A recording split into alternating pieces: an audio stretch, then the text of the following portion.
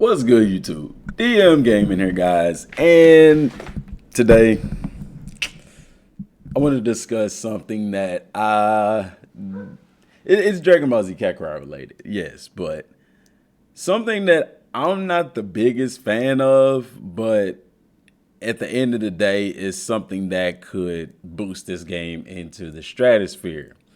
Now, before I get into all of that, guys, if you hear my dog barking, I'm sorry. She owned one today. But anyway, subscribe to the channel if you haven't, guys. Also, check out the merchandise from Blue Halo. Link is in the description box down below. Use promo code DMGaming to get that extra % off. So, multiplayer. Multiplayer or Dragon Ball Z Kakarot. I don't like this idea, but I can see it being useful in the game. I'm not gonna be one of those people that's just, it's either my way or the highway. I didn't make this game, you know. I love the fact that Dragon Ball Z Kakarot is single player. I love the immersion effect of it and things like that. But I can also see a versus mode of sorts for the game. The issue with it and why I don't talk about it, why I don't bring it up, is because it's going to be, if you're looking at the game the way that it is and wanting multiplayer with that, it's not going to work because the game doesn't have balance. In order for them to do multiplayer, they would have to essentially create a completely new element of the game and give it balance. Because you can see in your character levels, if you go to your character levels right now, go into your party, look at your characters, and you're going to see that you have characters that are all the same level. If your characters are at the same level, they're going to have different battle powers, which means they're going to not do the same amount of damage. And what people end up doing is fighting with the strongest characters. You're not going to have people playing with Krillin. You're not going to have people playing with Yamcha and Tien and Chaozu. You're going to have people playing with Goku, Vegeta, Gohan, Trunks, Frieza, Cell. And so my question is, what's the point? What's the point if that's all you're going to do? So in order for it to work, they're going to have to put balance into the game. And while, yes, multiplayer would be great for longevity, while, yes, it'll bring more people to the game, while, yes, it'll increase sales, it will literally transform the game into something different. That's why I don't want it. But I'm talking about it because I still have people talking, you know, whenever I'm discussing about adding things to the game and things coming to the game, you still have people saying multiplayer. Online multiplayer, local multiplayer, multiplayer this, multiplayer that. Guys, this is a single player game. Let it be. Let it be what it is. A single player experience. Stop trying to make everything freaking multiplayer. The game is great in a single player element. There are things that can be added to it. Yeah, don't get me wrong. You know, I know when even we talking about a world tournament mode that people like, yeah, world tournament multiplayer. No, stop it.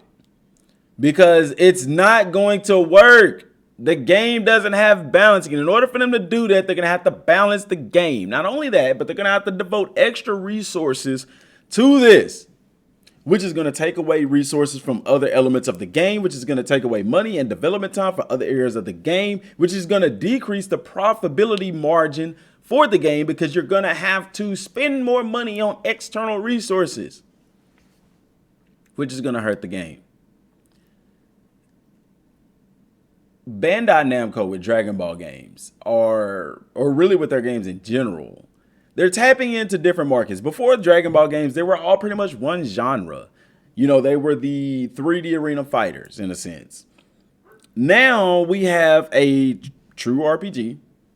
We also have with Dragon Ball Fighters a true fighting game. And then we still have with Xenoverse kind of that old style generic 3D arena fire type.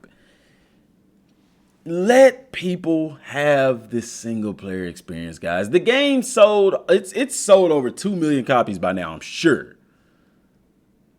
You have to understand that this game is not a flop. It is not a failure. In no way, shape, form, or fashion. I don't even hear people complaining about the game anymore. And I would like to bet, sorry, my mic's probably up too loud. I would like to bet that those people who were complaining and talking trash about the game played the game and liked it. And you know what they're going to say? They're going to say, oh, I played the game and beat it, but. Bro, you played the game and beat it. But, it's always going to be a but in there. Played the game and beat it, but it's you know, it's just not as good as I thought, or it's not as good as hyped up to be. I haven't heard that. I haven't heard anybody even talking bad about the game, but then kind of at the same time, I really hadn't been looking. And I know that I've said on the channel that we like to stay positive and don't tell me about people talking bad about the game, but yet and still I get people every now and then say, hey, DM, do a reaction to this video. Is it negative? Yeah. Then no. Dragon Ball Z Kakarot, like, where this game is going should excite everybody, because this game, I mean, everything is kind of new territory. You know what I'm saying? I know that we're going to get super for the game. You know, Dragon Ball FighterZ is releasing Ultra Instinct Goku in the spring. We know that the Tao Pai log and stuff like that is also coming out in the spring. And if Super is releasing, I mean, if Dragon Ball FighterZ is releasing Super content in the spring, it makes sense for Dragon Ball Z Kakarot to do the same. And people even argue with that, but it's Dragon Ball Z Kakarot. Why would they do Super? Because, like I've said in many videos before, the base game, when they're advertising this game, they're advertising this game as Dragon Ball Z Kakarot.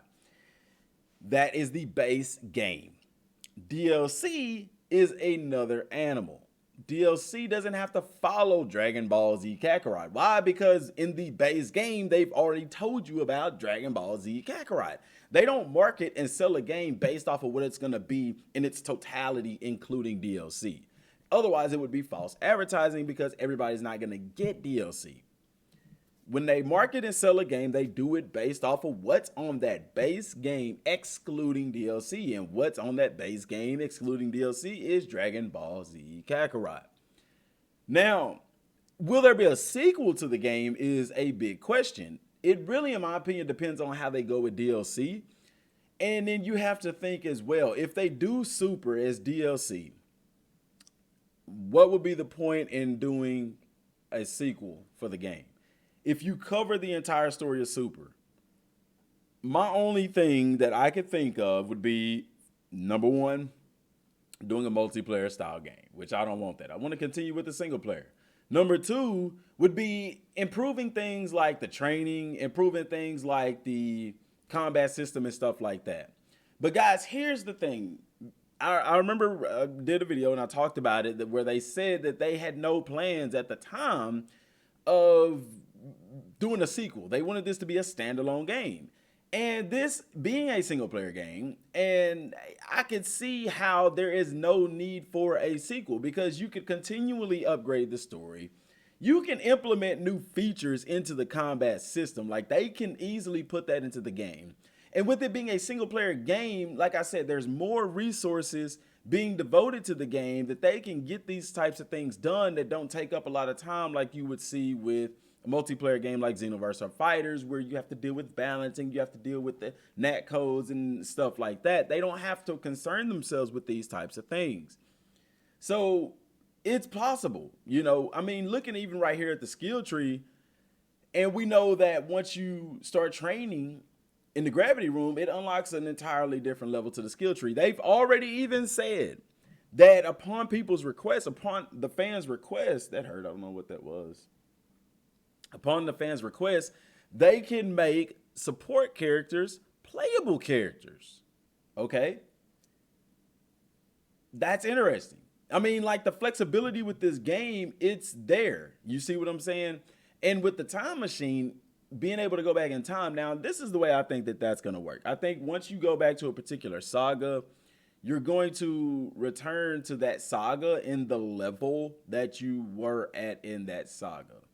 Now, the difficult part is, how does the game know that? I mean, because it does auto save, so in a way it could go back and kind of, it could go back through the different auto saves, because believe it or not, the game, yes, it auto saves, it overwrites itself, but at the same time, I think the game still kind of knows where you were at a particular point in time.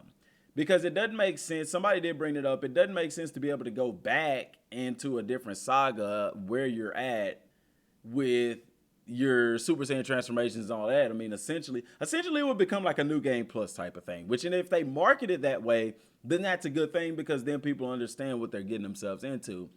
But if the computer doesn't level, I mean, it's just going to be a one hit type of deal. You see what I'm saying? But the reason for people wanting to go back is to complete previous subquests that they didn't complete. Which, in actuality, if you're at the end of the game, it really doesn't matter about the level of those subquests. Guys, I don't know, man. I'm ready to hear information about this game. I'm ready to hear what the DLC is going to be in detail. And as we approach the end of February, well, mid-February, next week will pretty much be the end of February because February only runs 29 days this year. Getting into March, getting into April, getting into the spring, we're going to really see this game, what it's going to be going forward. And that's going to be very interesting. And I'm going to cover that down to the T. I know I haven't been the best in covering the game and stuff like that past couple of weeks. Have been really busy with basketball tournaments every weekend and stuff like that. But I have this week off. And like I said, guys, planning on doing a live stream. I haven't been playing the game that much, and for the reasons that I just described. I just haven't had time, you know. And then Sunday, y'all know how I am, just try to spend time with my family and stuff like that. And so today I plan on getting on the game. I plan on playing the game, trying to just level up. That's the point that I'm at. I've beaten all the subquests. I've beaten all the villainous enemies where they've repopulated. I beat it Toy. Y'all saw the video on that. I'm at the point now where I'm just training to level up. And be honest with you, it's not a very exciting point of the game. The reason why is because you've already unlocked everything on the skill tree. So the only thing that you're doing is just fighting to level up. Now, it's fun still to fly around and explore stuff. Don't get me wrong. That part's really fun.